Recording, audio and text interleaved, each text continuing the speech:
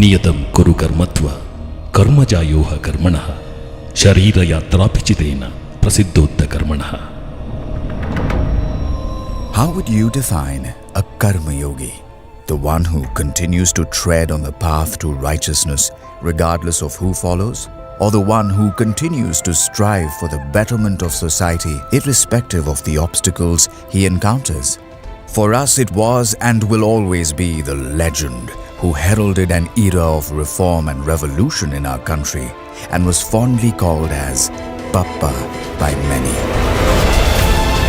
He was Laxmanrao Kirloskar.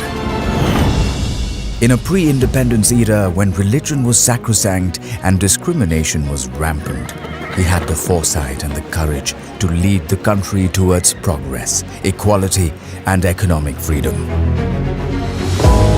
He had 5 children and a doting wife, but his family comprised the countless people who helped him chart and complete his journey towards engineering excellence. Born on the 20th of June 1869, Laxmanrao's love for machines and drawing brought him from Dharwad to JJ School of Art, Mumbai. But partial color blindness compelled him to quit painting. Not one to be discouraged by adversities, he shifted his focus entirely to machines. All he had was an inquisitive mind and the unwavering support of his eldest brother, Ramu Anna, who stood by him like a rock throughout his extraordinary journey.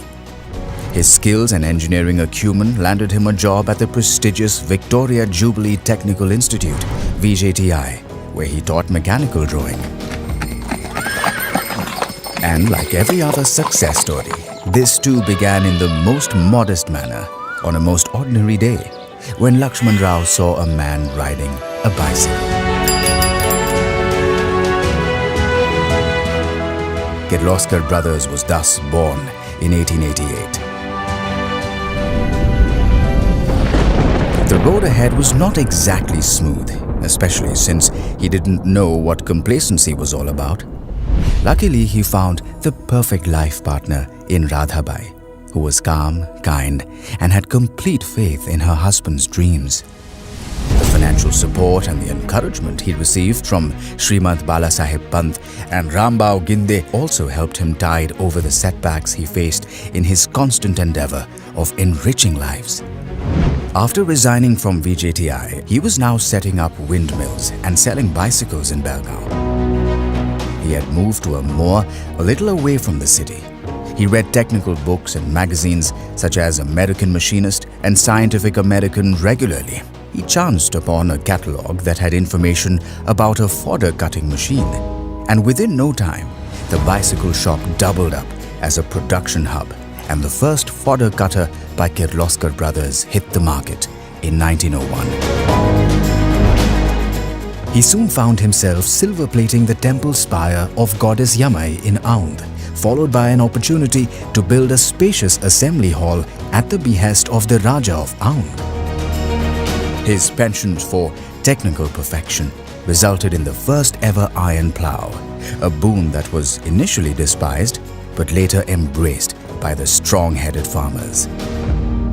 When Lokmanya Tilak himself visited the factory, he marveled at his work and said, "Kirloskar, you are doing a great national service. Industrial growth is an absolute must for India, even after she becomes independent." Due to the expansion plans of the municipality, Laxmanrao had to soon vacate the moor, which was then christened as Kirloskarvadi. The Raja of Aundh came to his rescue and offered him 32 acres of arid land close to Kundal road station. The land was home to hostile cacti and reptiles. Taming and transforming it into a township with just 14,500 rupees in his pocket and an army of about 30 factory workers seemed like a far cry. But within no time, he changed it into a throbbing township called Kirloskarwadi. He got Piryamang, a dacoit serving his life sentence, and a few others released from jail, entrusting them the responsibility of guarding Kirloskarwadi. He uprooted several sordid customs that caused a divide in the name of caste, religion, or social status. When a priest refused to solemnize the weddings of untouchables, he assigned this task to his friend. He said, "Kirloskarvadi is a new township where all of us live like a family. There is no room for discrimination here." Although he despised playing cards, he encouraged cricket, football, and even plays staged entirely by women. A community hall was built to host cultural programs at Kirloskarwadi. Baburao Painter and his assistants built a stage that witnessed some of the finest events. A small printing press was set up too, and thus Kirloskar Khabar and magazines like Kirloskar Stree, a magazine for women empowerment, and Manohar came into being. Here was a place that was way ahead of its time, where plays, plows, and periodicals coexisted in peaceful harmony. His business principle was simple: keep the profit margin low and focus hard on market expansion, he said. So when cast iron was short in supply, he procured hundreds of rusted cannons as raw material to make plows and address the issue of rising costs.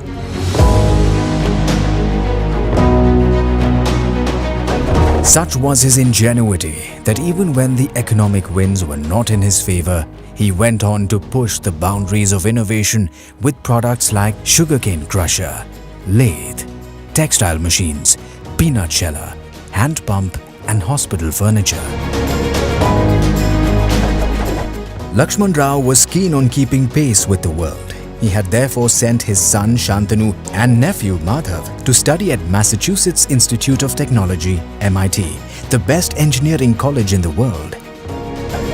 Blessed with sons as ingenious and industrious as him, together they could scale new heights. The enterprise, now a limited company, had spread its wings in Harihar, Bangalore, and Pune. What's interesting is that Laxmanrao always referred to the factory as "your factory" while talking to his people. In the later years, the industrialist in him yearned to become an agriculturist too.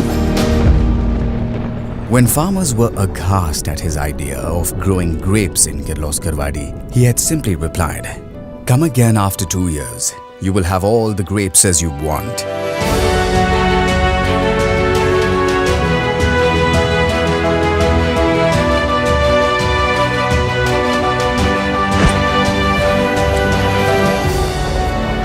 Laxmanrao was a staunch supporter of Swadeshi. He also started wearing khadi. Pandit Jawaharlal Nehru, during his visit to Kirloskarwadi, had said, "The tiny state of Aundh has set a commendable example of progress and generosity." Laxmanrao was not a philanthropist, but public good was at the core of everything he did.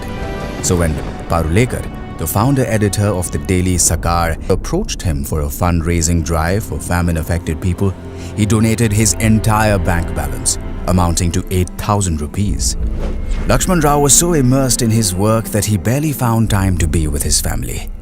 Even when Radhabai passed away, he could not be by her side, as he was busy inoculating villagers in Ramapur against plague.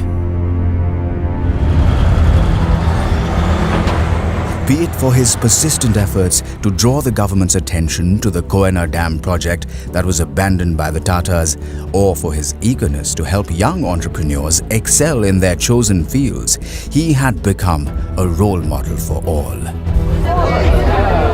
But Kirloskarvadi could not weather the winds of change. Employees were now tasting the fruits of the modern labor law. The behavior of one particular labor leader disturbed him so much that he decided to bid adieu to the very land that was holding its ground purely on his creative genius. After a lot of persuasion, the Kirloskar Brothers, Laxmanrao, now 81, and Ramu Anna, 91, visited Kirloskarwadi together one last time to participate in the 40 years celebrations. Laxmanrao made Harihar his new home for some time, where he continued farming. Despite Shantanu Rao's attempts to call him to Pune, he insisted, "I shall not come there until the first oil engine comes out from the factory." This was typically his way of motivating people. The first oil engine was unveiled in December 1948, and Laxmanrao agreed to fly to Pune. The sky was clear, and the flight he took from Bangalore flew over Kirloskarvadi. The creator watched from above his creation in all its glory. The roads, the houses, the buildings, and the factory sheds. Such a moment of pride. A professor, a self-proclaimed Ghisadi craftsman, a social reformer, a pioneer, the Devan of Aund, the machine man, and the Henry Ford of India, Laxmanrao Kirloskar. His voice reverberates in the minds of those he inspired. Keep working, never give up. Success will come your way, he'd always say. It is this very spirit that has ignited the restless minds of the younger Kirloskars who continue to enrich lives the world over, focusing on the human factor in all their endeavors. The perennial pursuit for excellence continues. So does his legacy.